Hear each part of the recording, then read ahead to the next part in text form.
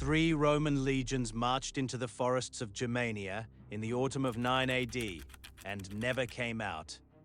Roughly 20,000 men, Legio 17, Legio 18, and Legio 19, were cut apart over 4 days of ambush, slaughter, and collapse in the rain-soaked passes between the Calcresis Hill and the Great Bog. This is how a single man who had eaten at the Roman commander's table, drunk Roman wine, worn Roman armor, and carried Roman rank, used everything Rome had taught him to erase 3 of her legions from the earth. What Arminius accomplished requires the context of what Rome believed it had already secured east of the Rhine. Julius Caesar crossed the river twice in the 50s BC, brief demonstrations of power that established the Rhine as a conceptual frontier between the Romanized West and the unconquered Germanic tribes to the east.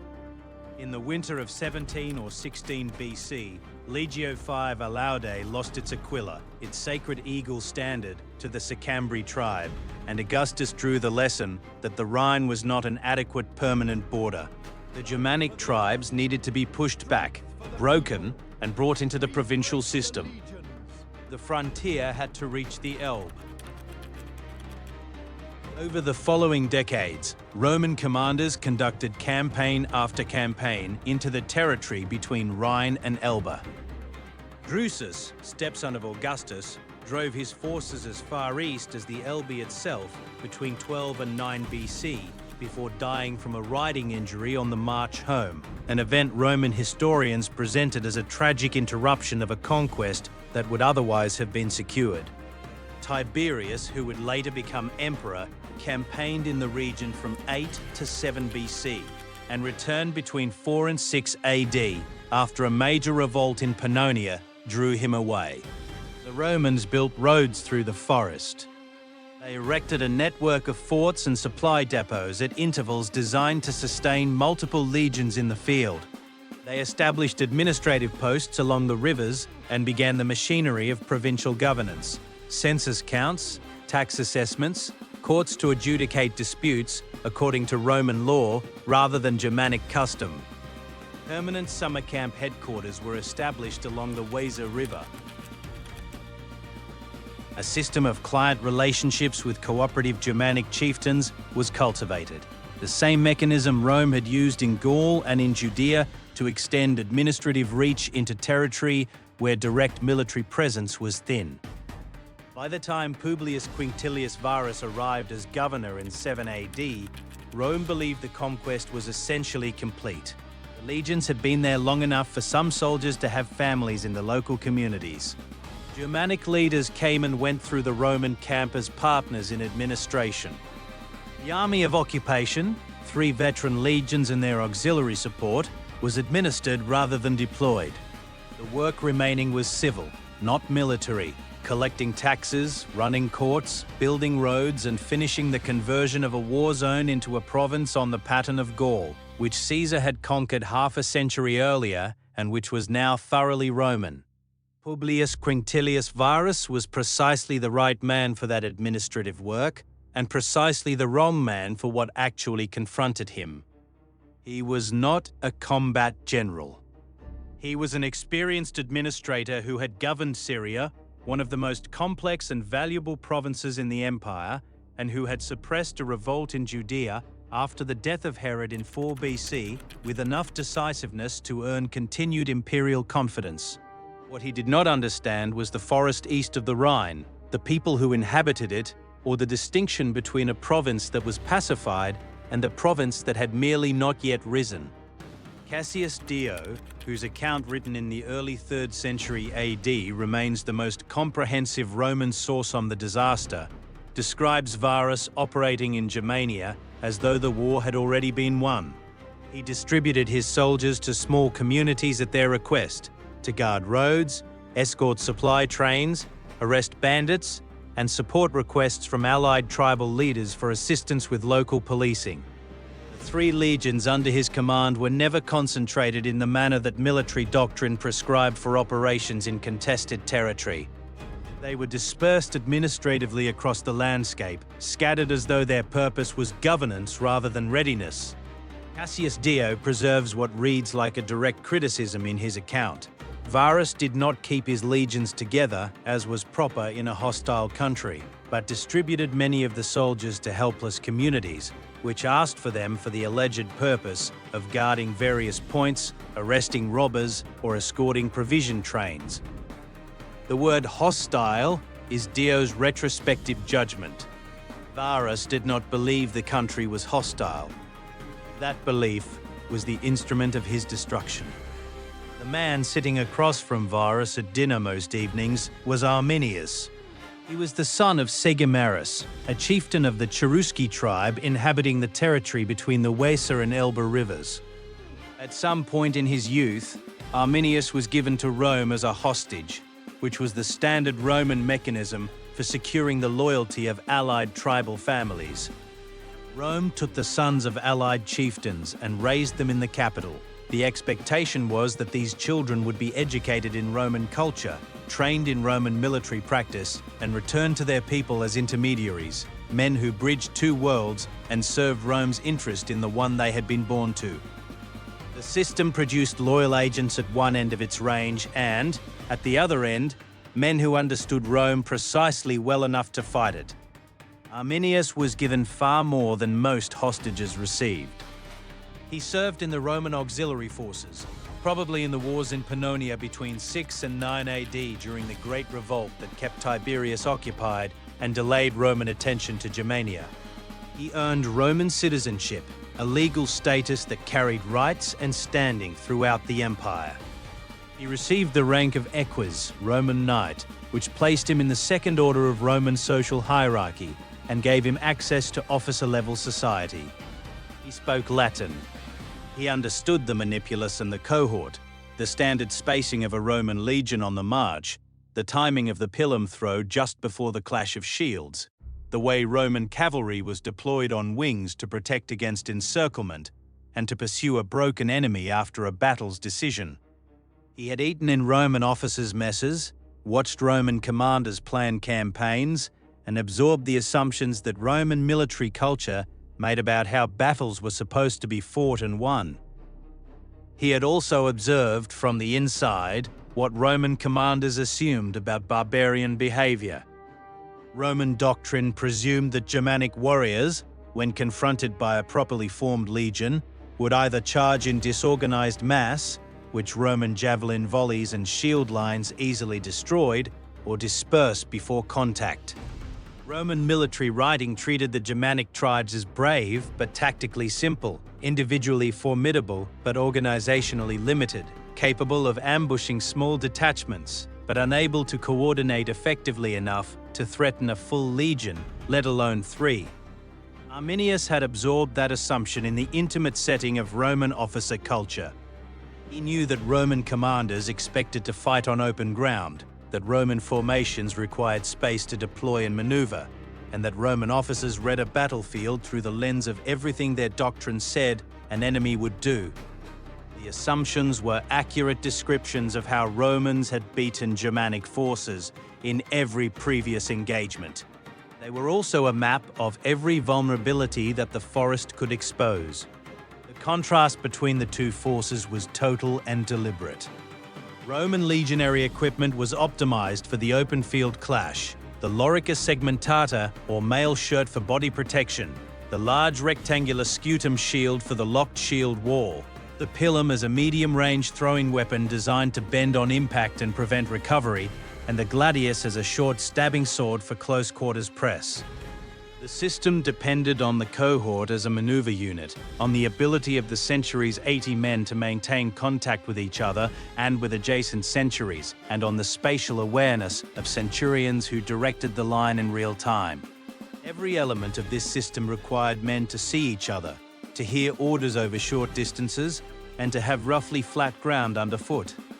Germanic warriors fought entirely differently. The primary weapon was the framer, a long iron-tipped spear used for throwing and thrusting, combined with a shield of painted wood. Armor was light or absent. The warrior's advantage was mobility, not protection. Most fought on foot, but in a manner designed for forest terrain.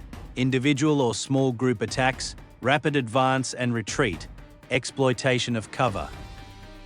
Perhaps a third of the warriors carried swords. Arminius had grown up in a culture that fought this way before Rome trained him in a culture that fought the other way. He understood, in a way that Varus could not, that these two systems were not competing versions of the same logic. They were suited to entirely different environments, and the forest was not an environment in which they would meet on equal terms. When Arminius returned to the Cherusci after his years in Roman service, he found his people living under the increasing pressure of Varus's administration. Roman law imposed tax obligations on a culture organized around customary practice and tribal authority.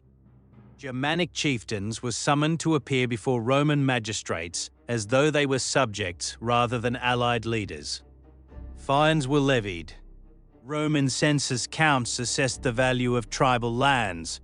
The legal structures that had been tolerable when they applied to distant conquered peoples became personally offensive when they applied to the Germanic nobles themselves. Tacitus captures the resentment simply. The tribes had not forgotten the Roman habit of taking their freedom and their money simultaneously. The grievances were real, and they ran across multiple tribes.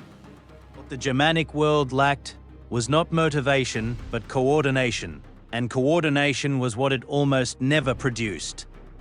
Arminius spent the better part of 8 AD and the first months of 9 AD moving through forest meetings with Germanic chieftains, building the coalition that Teutoburg required. He met with leaders of the Cherusci, the Bructeri along the Upper Ems, the Marsi, the Chatti, and at least several other tribal groups. Modern estimates of Germanic strength at Teutoburg range from 18,000 to 30,000 warriors, but the ancient sources give no reliable figure. What is known is that Arminius assembled this coalition while serving as an officer in Varus's army and as a regular dinner guest at the governor's table. He was inside the Roman administrative structure while organizing its destruction, attending Roman councils by day and secret tribal meetings in the nights, projecting loyalty in one world while preparing annihilation in the other. This required not merely planning but daily sustained performance, conversations in Latin about provincial administration, dinners with Roman officers where he talked easily about the weather and the tribes and the best routes through the forest, all while carrying knowledge that would have ended his life if Varus had believed the man who warned him. The operational planning was careful in ways that most accounts underestimate. Arminius had to solve multiple problems simultaneously. He had to arrange his coalition's warriors so that separate tribal bands, which did not take orders from each other and would not subordinate their chieftains to centralized command, could each operate according to their own initiative, while collectively achieving the encirclement and sustained pressure that the plan required. The 700-meter rampart at Oberesch was the structural answer to the last problem. It gave the Germanic bands a fixed reference point from which to operate, and a guaranteed fallback position that did not require coordination between chieftains to use. Each band could attack independently, fall back to the rampart independently, and attack again independently. The rampart unified the operation without requiring unified command. Not every Cherusci leader was part of the conspiracy. Segestes, who had long preferred the Roman alliance, and who was Arminius's unwilling father-in-law, his daughter Thusnelda had been engaged to another man and abducted by Arminius against her father's wishes, discovered or deduced the plot, and went to Varus with what he knew. He warned the Roman governor repeatedly.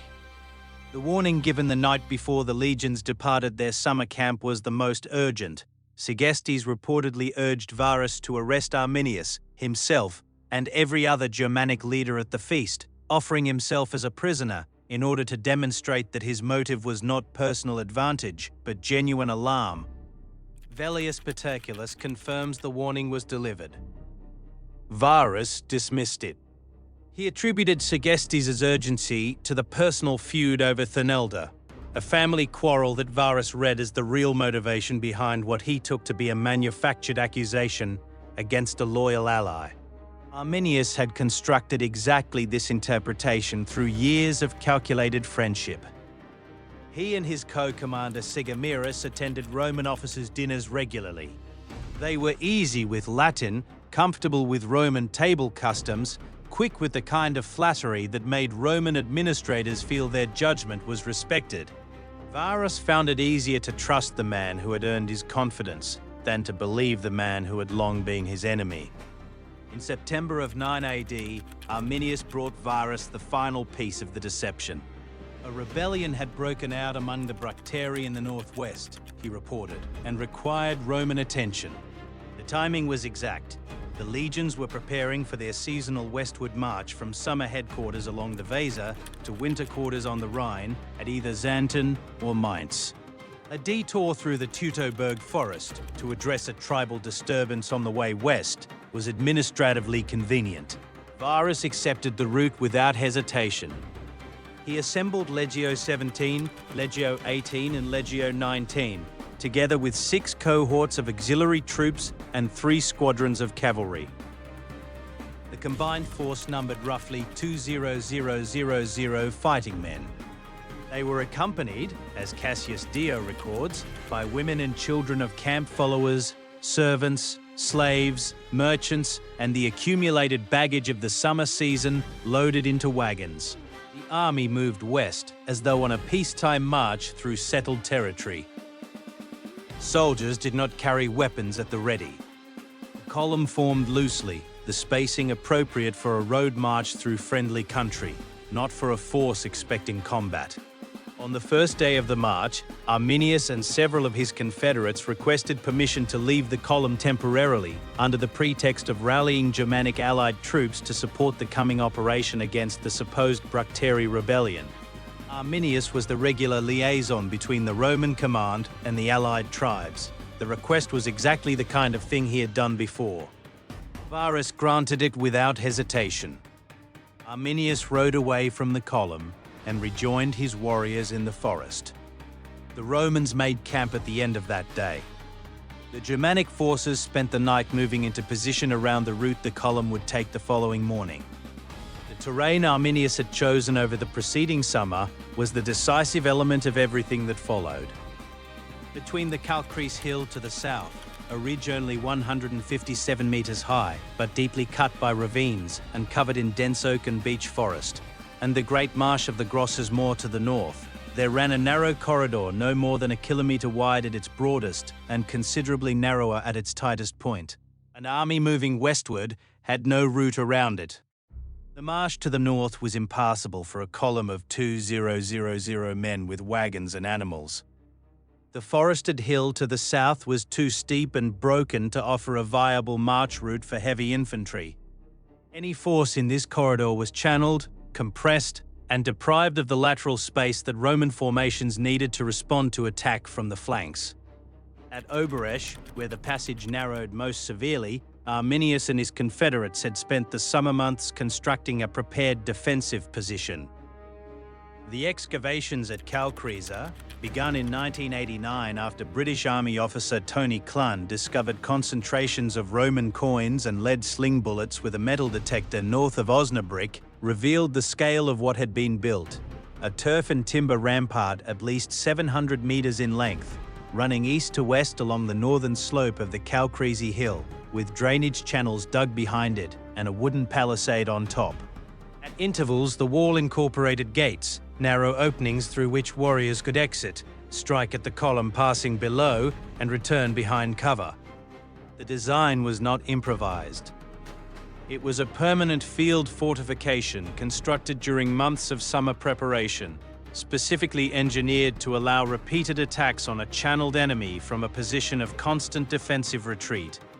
The rampart at Calcrease was a physical expression of Arminius's entire strategic logic. You could not catch Germanic warriors because they would not stand and fight.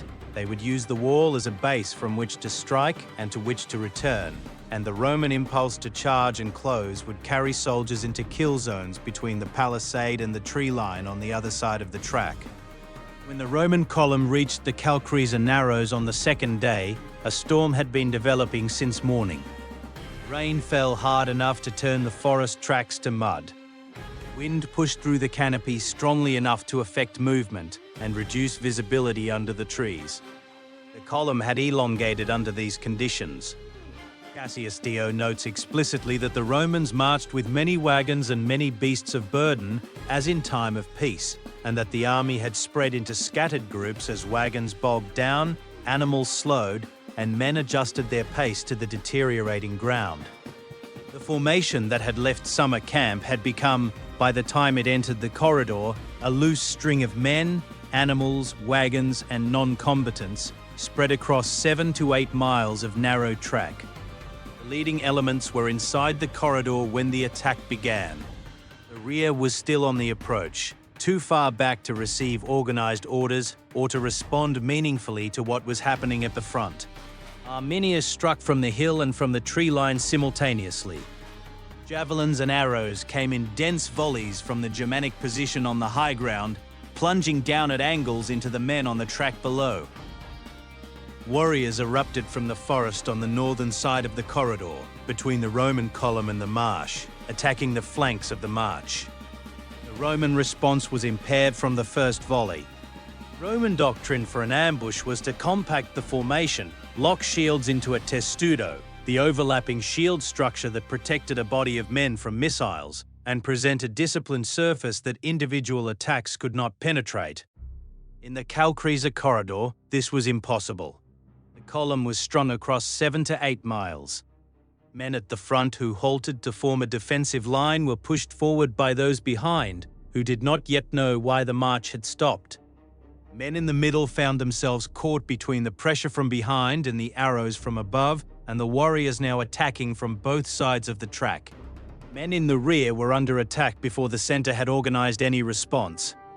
The wagons blocked lateral movement. The trees blocked any attempt to wheel and face a flanking threat.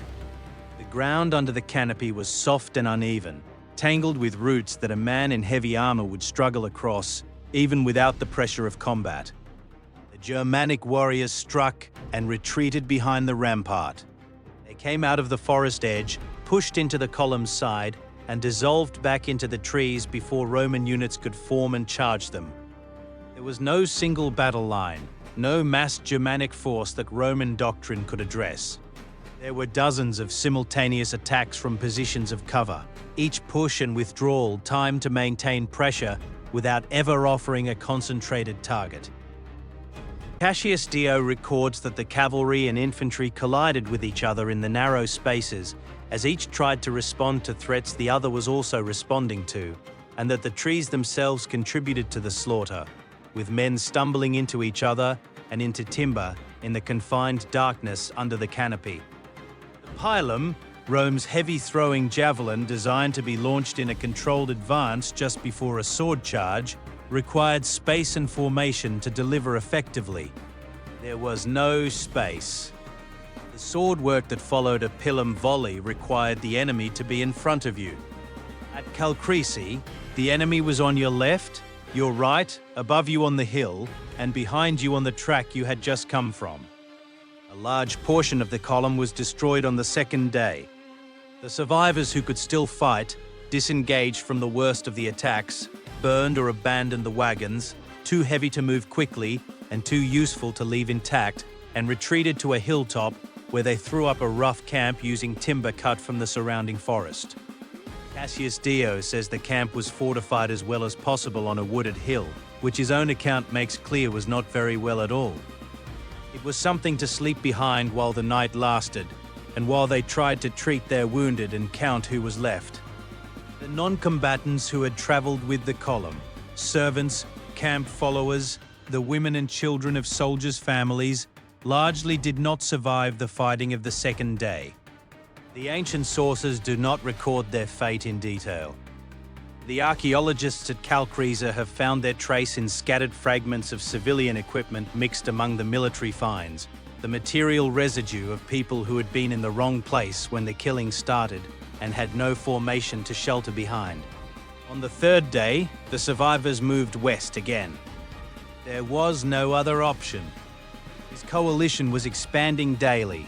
Tribes that had observed the opening of the battle and calculated the risks before committing were now sending warriors to join a victory that was demonstrably in progress.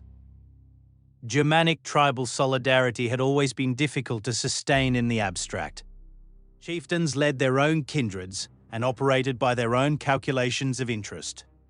But Arminius had designed the ambush to circumvent this structural problem. He had not asked the tribes to risk failure with nothing yet to show for it. He had asked them to join a fight that the first 2 days had demonstrated was running his way.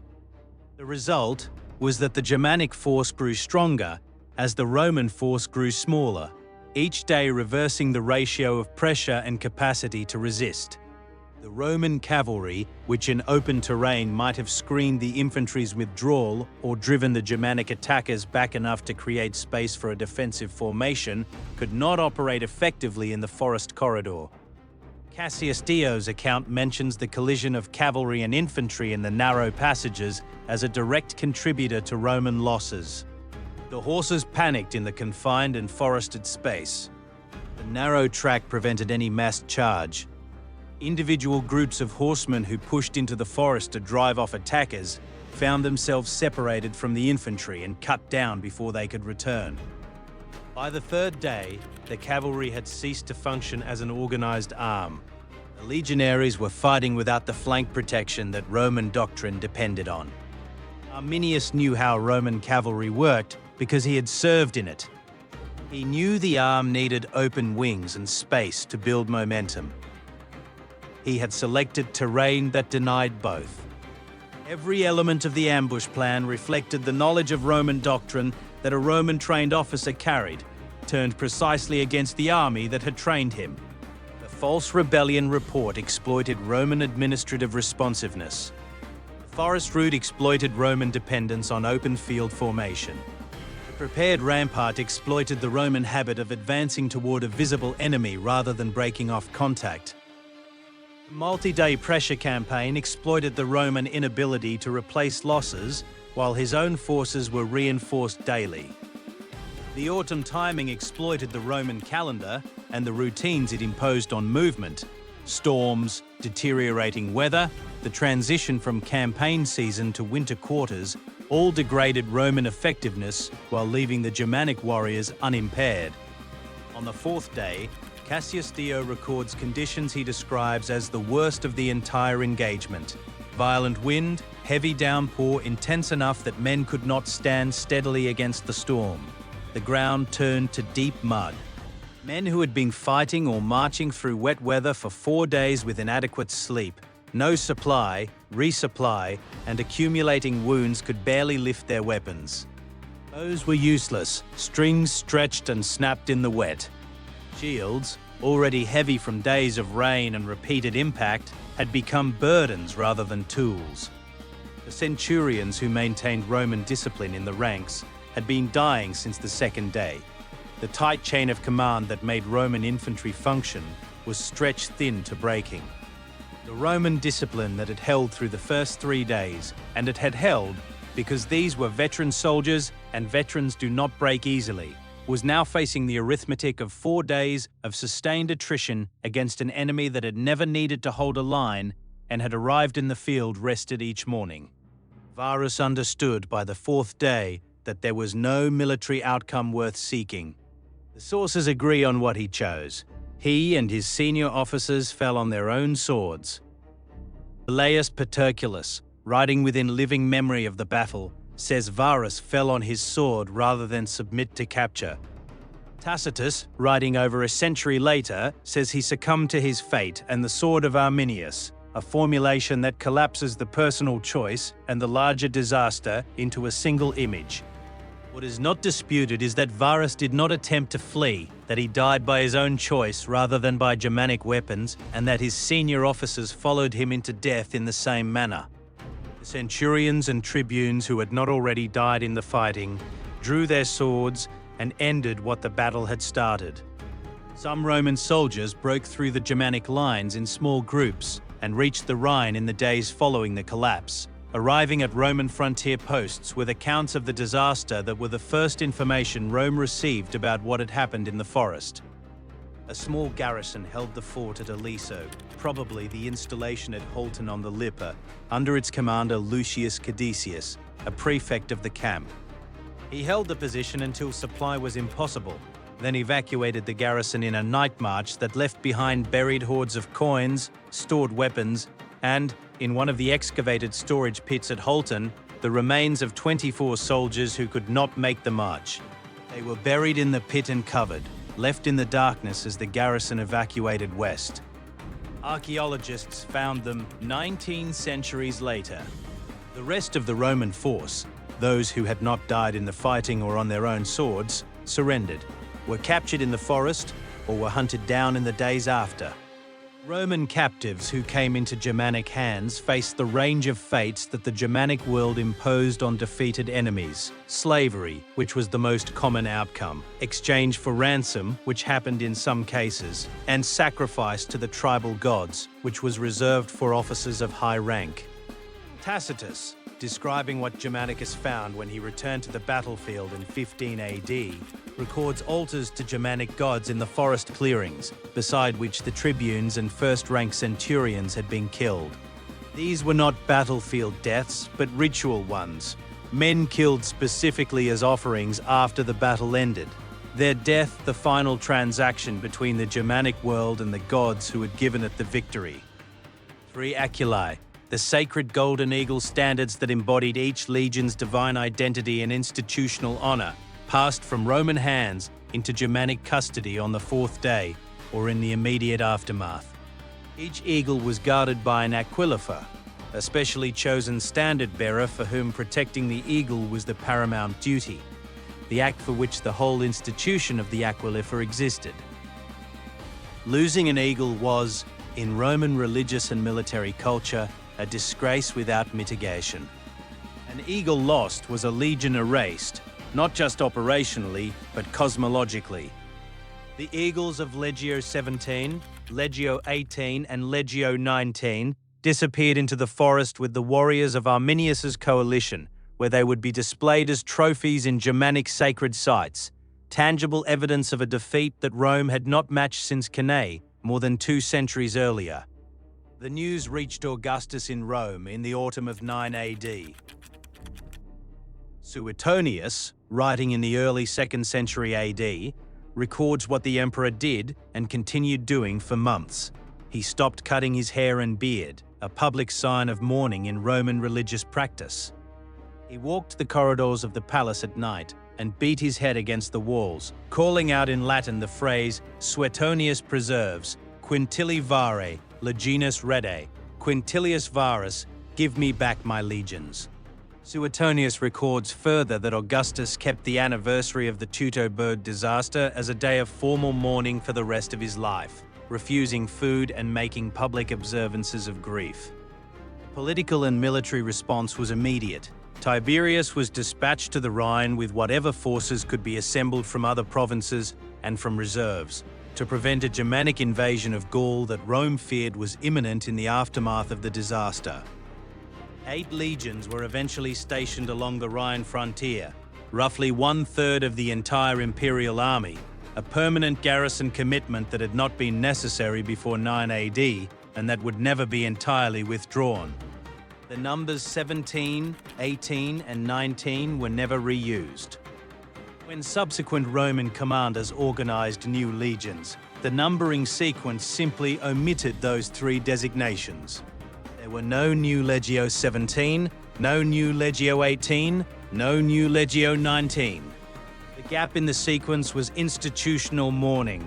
Those designations now carried the weight of a defeat that the empire would not rehabilitate by filling them with new units. Rome's total legionary force in 9 AD stood at roughly 28 legions. 3 vanished in 4 days, a reduction of more than 10% at a single stroke, in a theatre that had been classified as pacified. Rome did not absorb the loss without military response.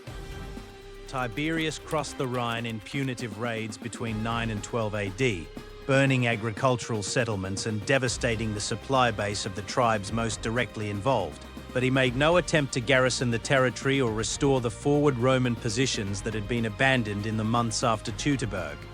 The objective was punishment and deterrence, not occupation. After Augustus died in 14 AD and Tiberius became emperor, command on the Rhine passed to Germanicus, who pursued between 14 and 16 AD the most aggressive Roman counteroffensive east of the Rhine since before the disaster. Tacitus devotes substantial sections of the annals to these campaigns and records both the military operations and their personal dimensions. In the spring of 15 AD, Germanicus drove deep into Cheruscan territory. He liberated Segestes, besieged in his own stronghold by his countrymen for his pro-Roman position, and received as a political gift from Segestes the person of Thusnelda, Arminius's wife, who was pregnant. Segestes, who had spent years as Arminius's enemy and whose daughter had been taken from him against his will, delivered her to Germanicus as a demonstration of his loyalty and his contempt for his son-in-law. Thusnelda was taken west. Her son Thumelicus was born in Roman custody. Both were displayed in the triumph Germanicus celebrated in Rome in 17 AD, walking in chains through the streets of the capital, while Segestes watched from the stands as an honored spectator. Arminius, when he learned his wife had been captured, was, according to Tacitus, driven to frenzy. He did not stop fighting. He confronted Germanicus in the field at the Saltus Teutoburgiensis in 15 AD and inflicted heavy losses. At the Battle of the Weser River in 16 AD, Germanicus won the engagement but could not convert victory into permanent occupation. Tiberius, calculating that the campaigns were consuming resources without producing a stable outcome, recalled Germanicus in 17 AD. The strategic calculation was cold and honest. To hold Germania east of the Rhine would require permanent garrisons in the same terrain that had destroyed 3 legions against the same tribes who had demonstrated they could sustain effective resistance indefinitely. The cost would be open-ended. The benefit, a new province that had already shown it would resist Romanization with lethal force, was uncertain at best. Tiberius chose the Rhine.